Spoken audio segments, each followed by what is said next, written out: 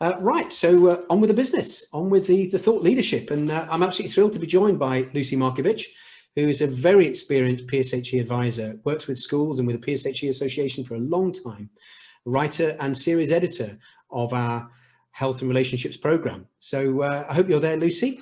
It's great to have your company. There you are. So it's great to see you, and your internet's looking good and everything's okay, which is probably a curse to say that. But whenever you're ready, we'd be delighted to hear from you, and then we'll have a bit of a chat after you've finished. So thank you very much. Very well, thank you. Hello, everybody, and thanks to Andrew and to everyone at Discovery actually for inviting me to speak today. I'm going to talk a bit about the importance of relationships and health education and why it's so important to fit into our curriculum, especially at the moment, and why we need to make room for it. Before I do that, just briefly about me. As Andrew said, I have worked as a advisor for quite a long time. I was the National Curriculum Advisor a long time ago for what was then QCDA. I've spent some time at the PSHE Association, and I now work in a freelance capacity as a writer, an editor, a consultant, and I've worked with a whole range of clients such as BBC Teach and the Premier League, the Internet Watch Foundation, and I've written resources and edited resources ranging from resources about families, about online safety, about character-based skills and mental health, and as Andrew pointed out, I was the series editor for the Relationships and Health Education programme, managing the work of the authors on it. So to talk about RHE and the importance of RHE, the child in the middle of the screen at the moment is a child who's just entered reception. And you might have a child in mind, but this is our generic child who's just entered reception. And they're going to be bringing a whole raft of background life events with them. But they're also yet to experience a whole range of life events before they leave at the end of year 6, so for their primary term. And just a few examples of the kinds of things that our reception child is going to be experiencing before they leave in year 6. They're going to experience a dare. They might cross a busy road alone. They might be involved in or witness an emergency. They might be involved in bullying somehow, whether that's bullying that they've taken part in or whether it's bullying that's happened to them. They'll use social media. They'll certainly go online. They may experience bereavement. They'll get their first mobile phone. There's a lot of experiences wrapped up, and some children, of course, will already have encountered some of these things. Some children will encounter more than others before the end of year 6. Some children won't encounter some of these things until a lot later down the line, beyond primary school. But all children will encounter some of these things. They will all have that shared experience of particular things. And all these events will have an impact on children, and they'll have an impact in some way or another. And how a child manages or negotiates or emerges from those experiences will be down to all kinds of things. And those might be things like family circumstances, the security of their family, their personality, their support structures, a whole raft of things which will have a bearing on how they emerge from those experiences. But also it'll come down to how prepared they might be for the impact of certain experiences and where and how that preparation is provided. And alongside those experiences, there's all kinds of pressures that come in on the child right from a young age. And entering and moving through primary school, they'll be experiencing these pressures and others. They'll be coming into school each day with those pressures on them, and sometimes as teachers you might know what those pressures are. Sometimes you might be able to guess what they are, but other times you just won't know that they're under particular pressures. But there will be different pressures of different types on every individual child. And these are just some examples on screen of different pressures that have been identified by teachers during training sessions that I've given, where I've asked them to just talk about some of the pressures that they, as teachers, think the children they teach are going under at particular times.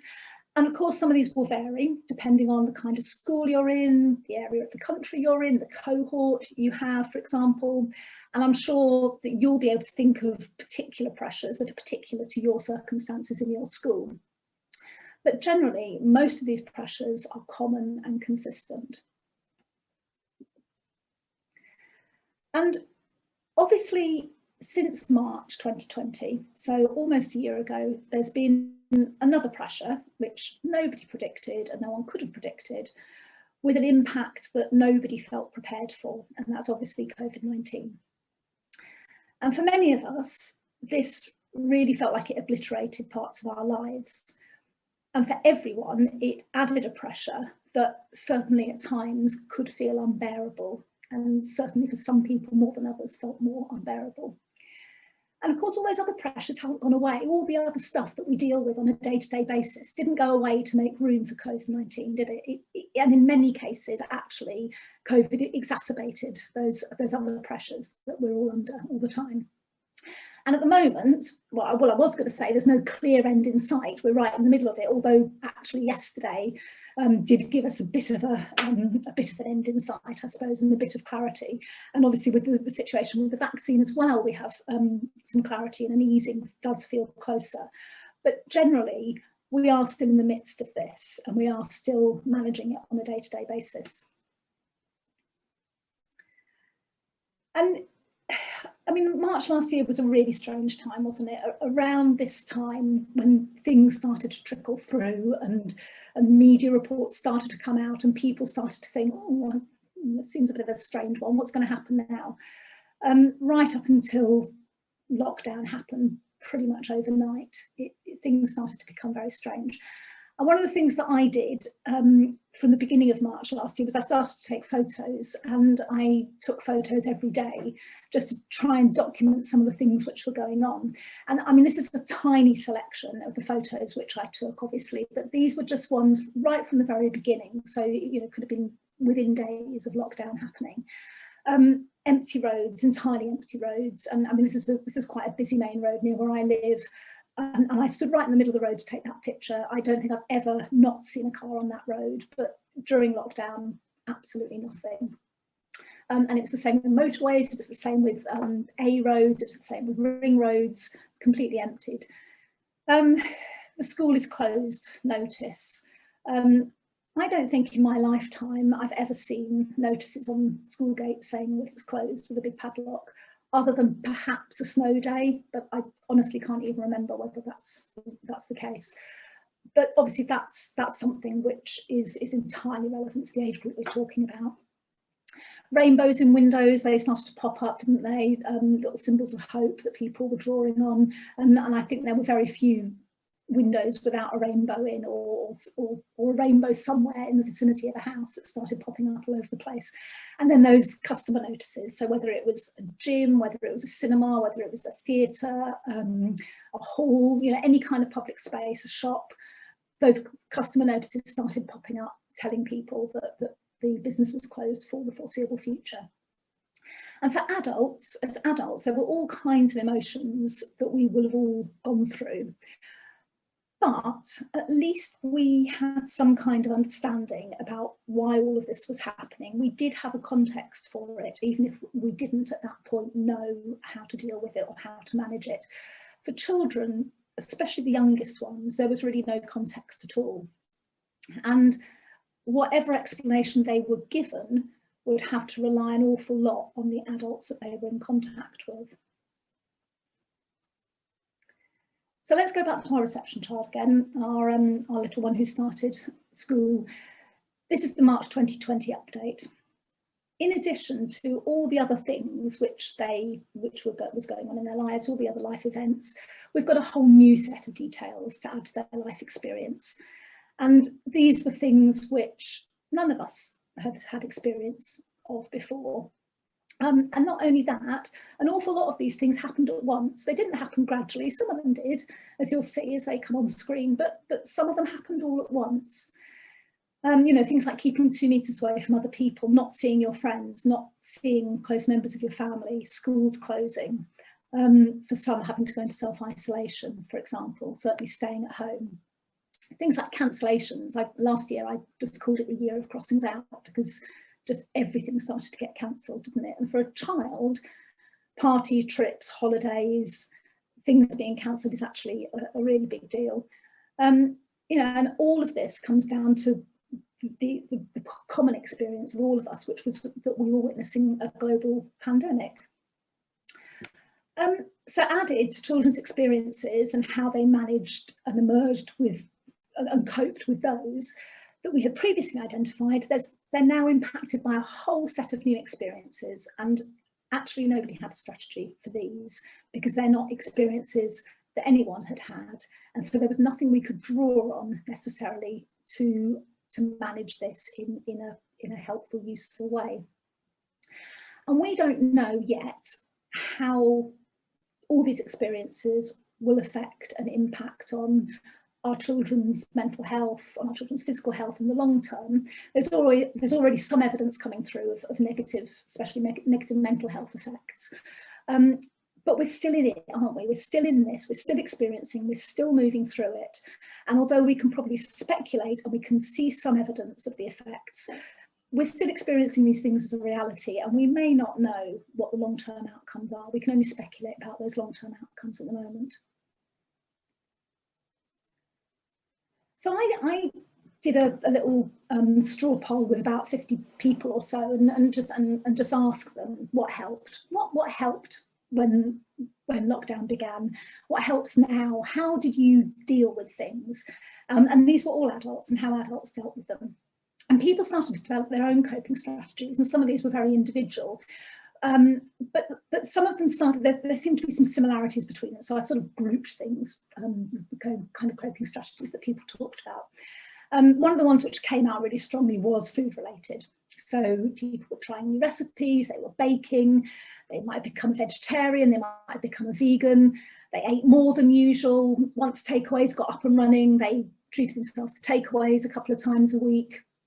They might have eaten more healthily, they might have eaten less healthily. Chocolates, there are all kinds of things identified, but food figured really largely. The other thing that really figured was exercise. So anything exercise related. I mean, it's all we could do, wasn't it? We could go out once a day at the beginning for some exercise. So people started walking, they started running. Yoga, online yoga became very popular. Walking the dog, that was one of the things that people with dogs suddenly thought, great, I've got a get out clause, I can get out of the house more than once potentially. So dog walks became very important. Workouts in the garden, if you had one. Bike rides, so many families were out on bikes when the roads were empty, so people were taking exercise.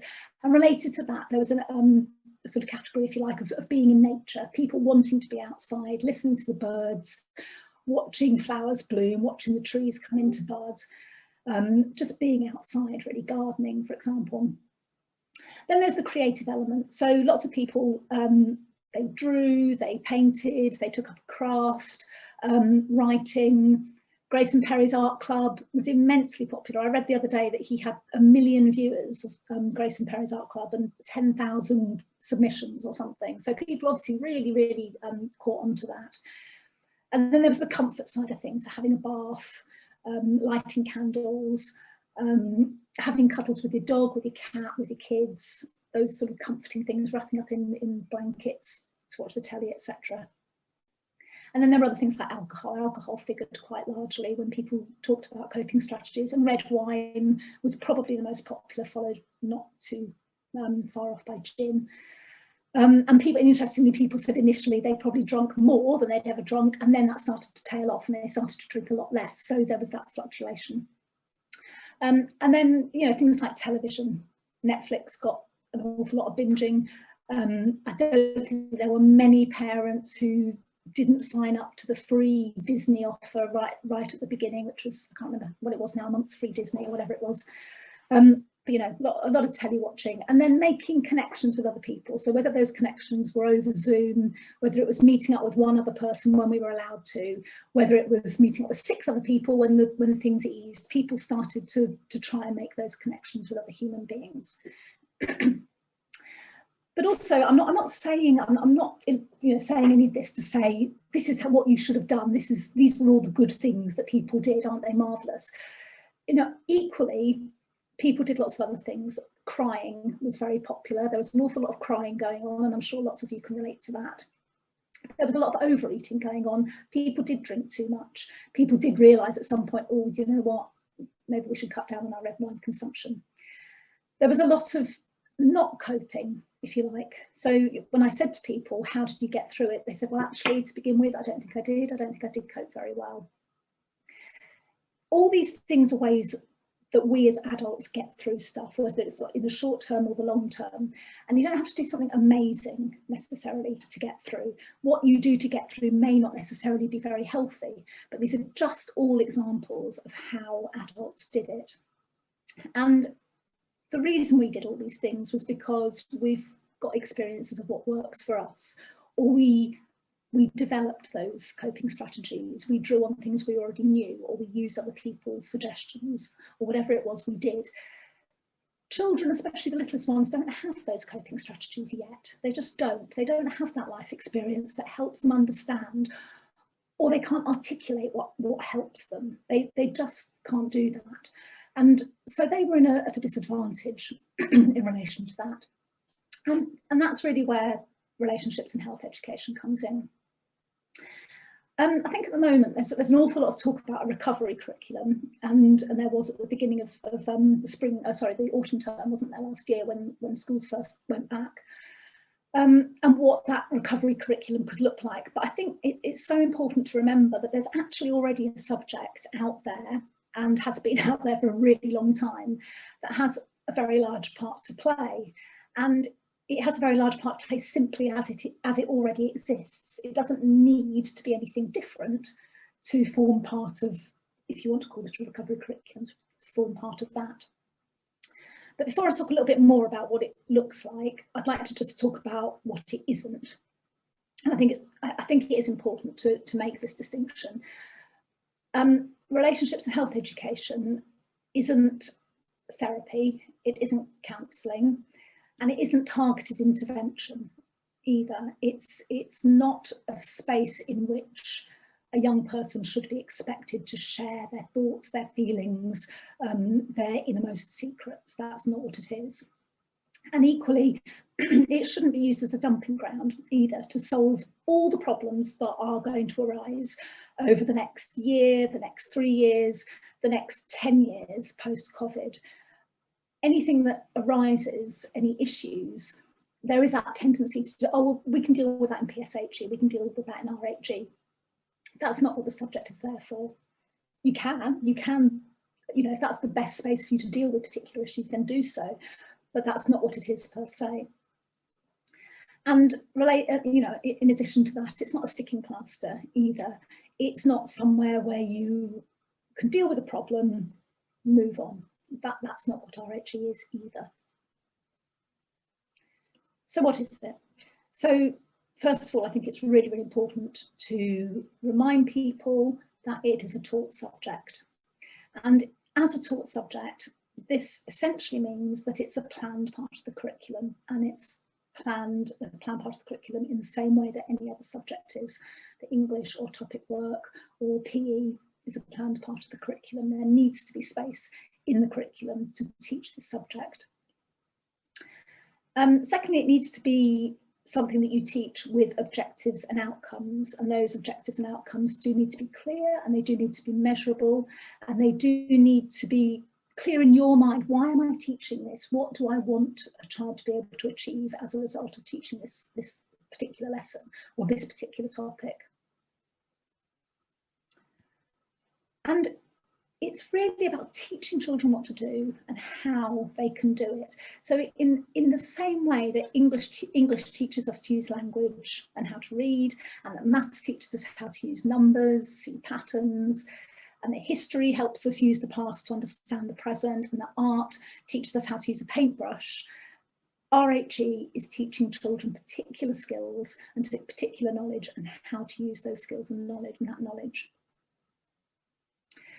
And in relation to that, it's really important, of course, that it's developmental and age appropriate, and that obviously teaching about consent, for example, doesn't look the same in reception as it does in year 6 or 7 or 8 or 9, and it changes, and that's important, that it's part of that spiral curriculum which builds on a child's knowledge and develops their knowledge and extends their knowledge, so that it's developmental and age appropriate, so that they're learning about the things which they are ready to learn about in an age appropriate way. And essentially, really, RHE is a way for us to navigate through life. It's an adult taking our hand as a child and helping us move through life. And just to share this quote, which a colleague of mine always used to say, she said, "We cannot always change a child's circumstances, but we can give them the tools to cope and thrive." And another analogy which I quite like is that of a swimming pool. So if you imagine a swimming pool full of all those pressures and life experiences and COVID-19 that we identified earlier, we could put up a great big sign saying "danger, do not enter," or we could teach children how to swim. And that's essentially what we are doing with RHE. So which tools, if RHE is giving them the tools, which tools are we exactly talking about? And essentially we're talking about tools for children to develop aspects that any curriculum subject develops, actually, but just in a particular context. And those aspects are knowledge and understanding, skills and strategies, and also, and especially I think in relation to PSHE, RHE, personal attributes. And I'll describe what these look like a little bit in more detail in just a moment. But I also wanted to highlight where RHE fits into our overall school curriculum, because there's still an element of misconception that it's largely about pastoral care, and that is changing, but there's certainly that aspect of, oh well, it's part and parcel of all we do within our pastoral care. So I wanted to just look at that in a bit more detail. So this is a really rough diagram, really, of what pastoral care looks like in a very basic kind of way. And we've got the key elements of it. So the key elements of our pastoral care might be behaviour management, it might be how we keep children safe and healthy within school, and the personal and emotional support that we give to children. And we set that pastoral care within our whole school ethos and values, and depending on how it works within our ethos and values. So with pastoral care, with these 3 aspects, essentially, these are all things which are done to a child. So if we're looking at behaviour management, we might be thinking about the rules, the expectations about behaviour, the consequences of not behaving in a particular way, or of behaving in different kinds of ways. In terms of personal and emotional support, we might be thinking about interventions, for example, and whether those are formal interventions or whether they're informal interventions, and there's a whole range of those. And in terms of keeping safe and healthy, we're thinking about what we can do as teachers or as schools to make sure that when the child is in school with us, that child is safe and protected, and they're healthy and they're looked after. And all those things are vital, but they're all things which we as adults do to children. And relationships and health education fits into all of these things and crosses across all of these things. They all impact on one another. But it's where the child develops their own skills, strategies, knowledge, in order to do these things for themselves, rather than have an adult do these things to them or for them. And the child is right at the heart, right in the middle of that diagram there. And they're developing those skills, those knowledge, etc., so that when they leave that little comforting circle, they are then able to manage by themselves. And I like to think of it really in terms of preventative and protective learning. So if we think about the tools that we talked about earlier, the knowledge and understanding, the skills and strategies, the personal attributes, what might these look like in terms of our RHE planning and where they can fit in? And there's obviously overlap between topics. These aren't in kind of confined spaces. There is overlap, but I just wanted to give you a bit of an example of what kinds of topics those aspects fit into. So if we think about our knowledge and understanding, we can think about it in terms of a question. What do I need to know? What do I need to understand? And this can come into aspects of physical and mental health, how and where to get help, elements of healthy relationships, and how we stay safe on and offline. Because I think it's really important to remember, isn't it, that children now, there is no distinction between an on and offline world. There isn't a real world per se. On and offline are as real to them as one another. If we're thinking about the skills and strategies, we're answering the question, what can I say or do, and what do I feel? So this is elements of recognising, of naming, of describing emotions. It's ways to communicate, skills to communicate successfully. It's looking at healthy versus unhealthy strategies of how we deal with things. It's skills to assess risk and whether risks are worth taking or not. And it's skills to do with problem solving, decision making, etc. All those kinds of skills and strategies.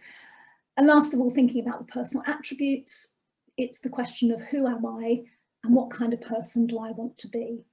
And when we talk about these, we're thinking about things in terms of self-confidence, in terms of self-esteem, in terms of empathy, in terms of kindness. So all those sorts of attributes about who I am right now and who I would like to be. So drilling down a little bit further then, what would be the outcomes of those, of teaching children those tools? Here's a few examples of outcomes for each, and just helping us understand how they translate to behaviours which can be visible but also measurable for us in terms of our teaching. How do we measure the outcomes of this teaching? So for knowledge and understanding, what do I need to know or understand? I know which foods are healthy for my body. I know how much sleep I need. I know some of the effects and risks of drugs, alcohol and smoking. I know how to call the emergency services, how bacteria and viruses are spread, really important one at the moment, the changes that take place in puberty, and how to keep myself safe when I'm online. All things that they need to know. Skills and strategies, what would they look like? I can name some of the ways I'm feeling. I can say I feel a certain way, and I can say how someone else might be feeling. I can find a way to help someone if they need it, but also I can ask for help if I need it or if I feel worried or unsafe. I can say no to something that doesn't feel right for me. I can work out what helps if my body or mind isn't feeling good. These are all our measurable, visible outcomes of what we're teaching. And I can communicate positively with people. And finally, in relation to the personal attributes, who am I? What kind of person do I want to be? I can describe my strengths. I can show empathy to other people. I can demonstrate kindness to someone. I can show someone respect. I can listen. I can show interest in someone else and how they live. I can persevere at something I find difficult. I can be a good friend. And I think what's really important to remember with these attributes is that we're not judging a child's worth or personality through development of those attributes. We're not judging what kind of person they are, but it's more about getting them to consider themselves and who they are and their behaviours by recognising what those behaviours look like and what those attributes look like both in themselves and in relation to others. So, I mean, I feel like that's a bit of a whistle-stop tour, but just before I finish, I wanted to share another one of my photos that I took during lockdown, which is something that I discovered when I went into my daughter's bedroom one Sunday. And she and her brother they're teenagers now, so they don't play with their Playmobil, obviously, but they were sorting out a lot of their toys and putting things away and storing things away. But instead of just putting them all into one box, they actually did this with them. And I think it speaks volumes that they sorted all their Playmobil characters into groups of people interacting together, whether they're families or whether they're friendship groups. I'm not completely clear, but yeah, I just love the way. I just think it says an awful lot about the times we're living in, that's how they chose to sort out their Playmobil. And I think really that's what we're trying to achieve with RHE. Essentially, we're trying to achieve people sitting down, communicating with one another, communicating with themselves, which I think we could probably all agree the whole world could do a bit of, do with at the moment.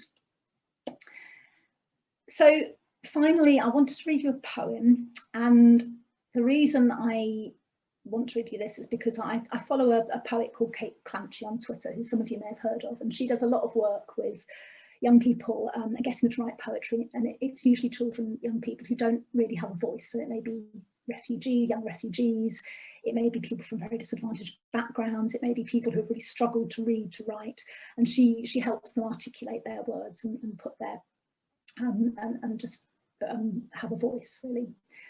And sorry, I'm just trying to change my settings on the side. There we go, I can see it properly now. So, and I saw this poem, she shared it on Twitter, and I did ask the student who wrote it for permission to read it. And for me, it really articulates the suddenness with which our lives all changed and the whole process that we've had to move through this year. And this is a 17-year-old student who wrote this, and he wrote, it's called 2020 Vision. Last night, I ran into last year's me as he walked down Mansfield Road. Red bag hanging from his shoulder, stressed about essays about centuries dead men. I thought to stop him and tell him that in one turning of the earth round the sun, that the light in the world would change and the road would be drained of its cars and its people and me. He doesn't know about masks, which are still just things to be worn at parties, or bubbles, which are still things free to float, or that friends and funerals are abstract concepts, like a time before. But last year's me still lives there, and who am I to evict him? So he smiled and passed on Mansfield Road, and I stopped myself from following. And I think that last line is really key for you as teachers, for all of us as educators, as RHE educators. I think that our job with RHE is to help our children not to turn back to follow their 2020 selves or their early 2020 selves, but actually to walk forwards. Thank you.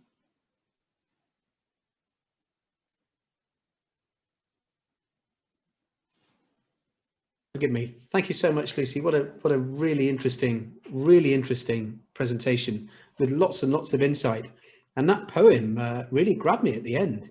It's Gosh, great, yeah. And how clever to say 2020 vision, because we do see things clearer now, do we? Don't we? Absolutely. Extraordinary title, actually.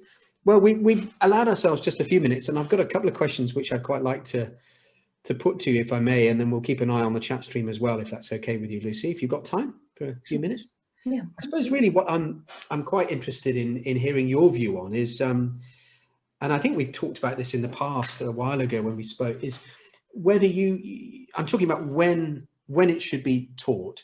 Do you see it as sort of little and often, or in big chunks occasionally? Is it bloodstream rather than bolt on? Do you know what I mean? How do you see it landing in the classroom, really? What's your ideal model, or is there not one? I don't think there's an ideal model, because I think I think it should be timetabled. I do think that, and I do think you can have PSHE lessons, RHE lessons, whatever you want to call them, where you can teach particular things, which you have lesson plans and worksheets, etc., etc. But equally, some of those things that you're learning, I mean, some of those skills, for example, that a child might be learning in that PSHE lesson, they might then apply in a maths lesson or in the playground or at the end of the day. And you as a teacher can pick up on that, and you can develop that, and you can use that as another teaching point, or as a way to praise the child, or as a way to demonstrate to the child that they've learned it, or as your own personal assessment of that child now being able to do that thing, for example.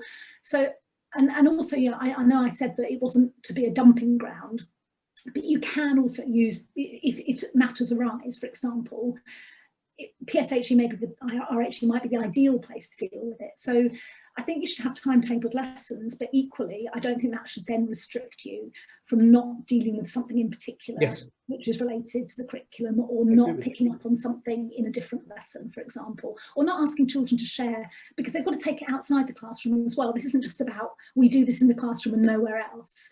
This applies to their entire life. So if they've done something out of school at home, and then bring that back to you to tell you, then equally that's another learning opportunity or teaching opportunity. So I don't think there's one ideal way of doing it, but I do think that at the very least it should be a lesson with your curriculum.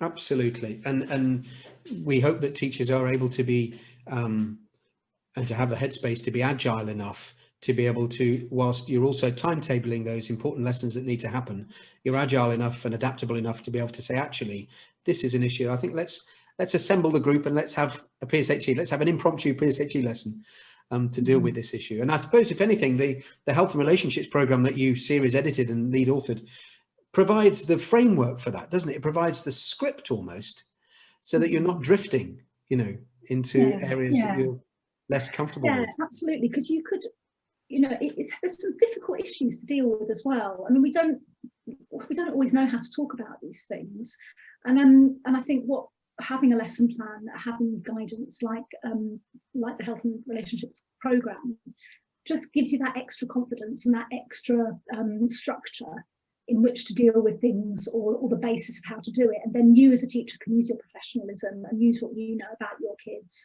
to then make that, to sort of widen that. And that's why I think the programme was really important, to make it flexible so that it could be used right across the board, rather than making it rigid and unadaptable. I think that's the key piece, isn't it?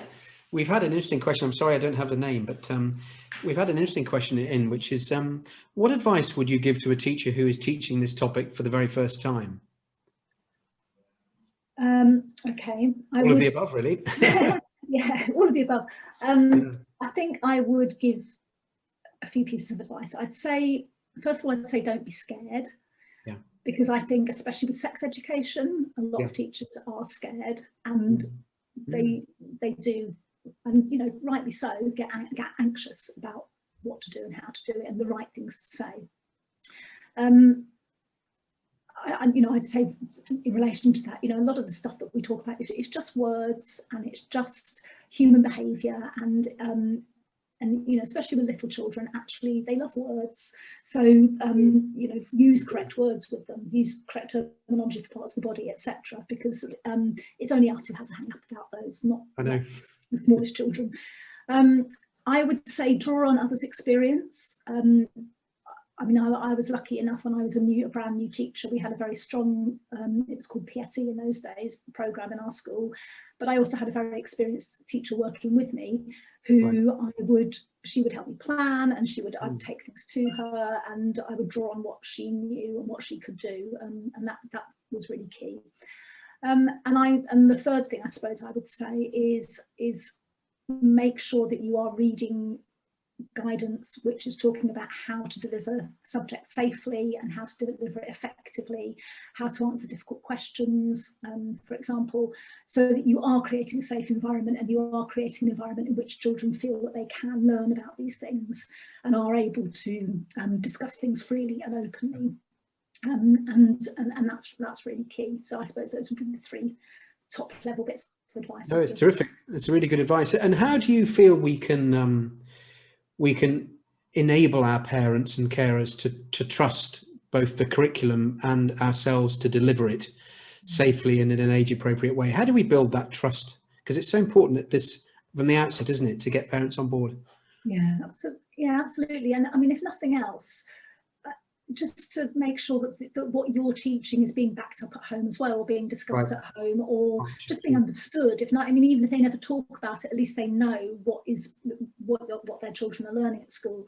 I mean, I think really, just keeping that communication really open with parents, sharing what you're doing, showing the materials if necessary, but also explaining, having a really clear rationale. And this is where your policy comes in, really, is just having that really clear rationale about why you're doing it and why it's for the good of their children, the lack of anything else. Say you have their child's best interests at heart as a professional, just as they have their child's best interests at heart as a parent, and that you share that. And that you have a rationale for teaching this. This is why it keeps your child safe. This is why it's important for your child to learn. This is how it'll help your child. And this is this is the language we're using. These are the materials we're using. These are the images we're using.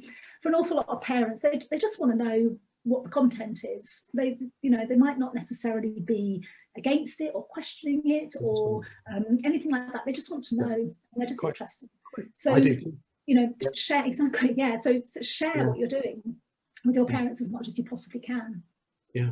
And how do you think this can align with our school values, our culture, so that it really does become bloodstream? I mean, would you recommend assemblies and things, I suppose, and circle times as well as the timetabled lessons?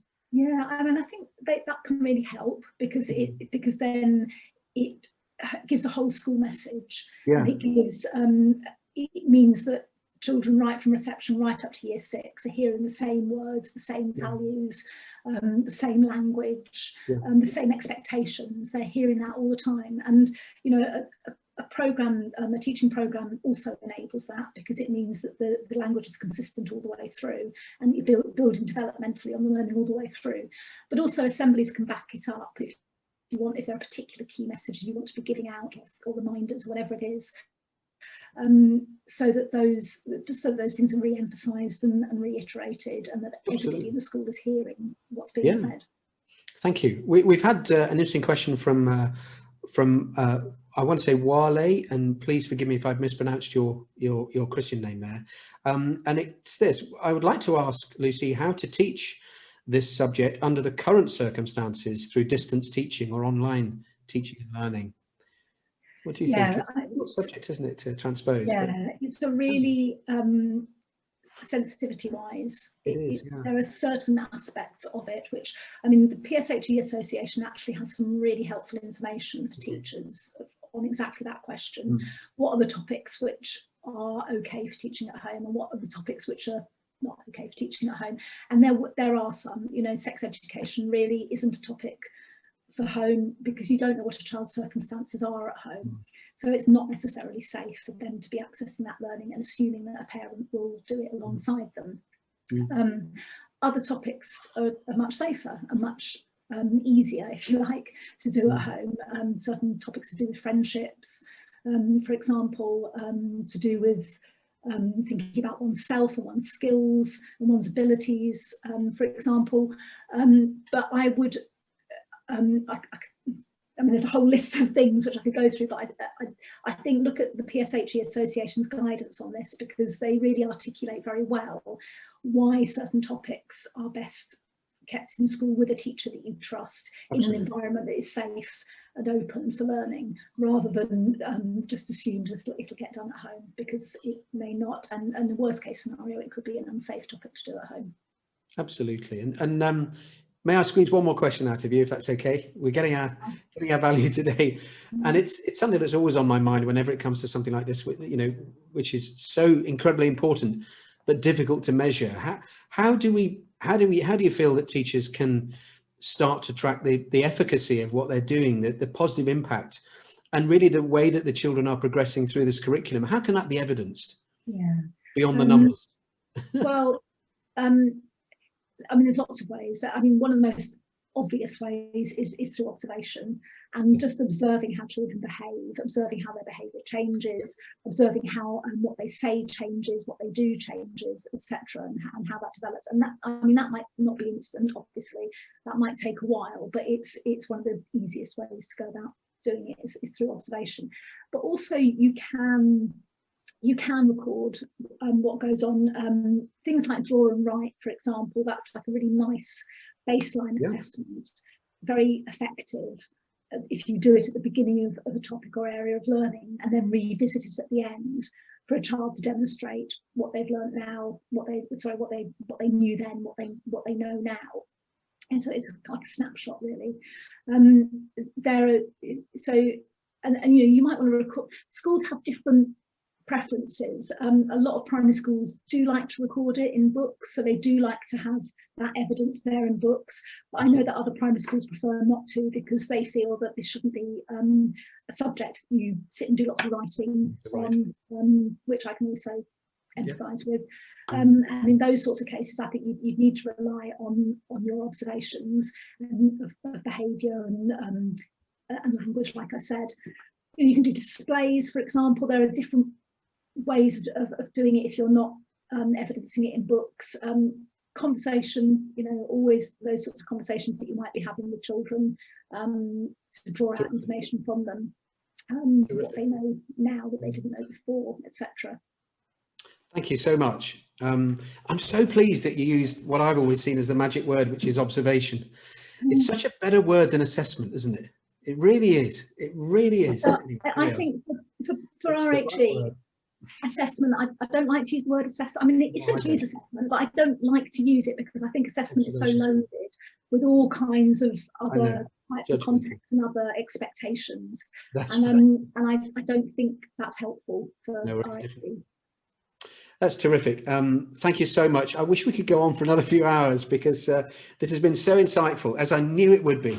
We were so lucky to have you series edit and lead author of the Health and Relationships program, which we're going to walk through at the end of this session, at the end of the afternoon, as you know. And I'm sure my colleague Christina would like to say thank you as well, if she was here, to for all of the work you've done with us in presenting teachers with a simply marvelous resource, which ultimately is, to quote you, is going to be that almost that adult in the room, enabling you to hold their hands to prepare them for what comes in life. It's a brilliant script for that.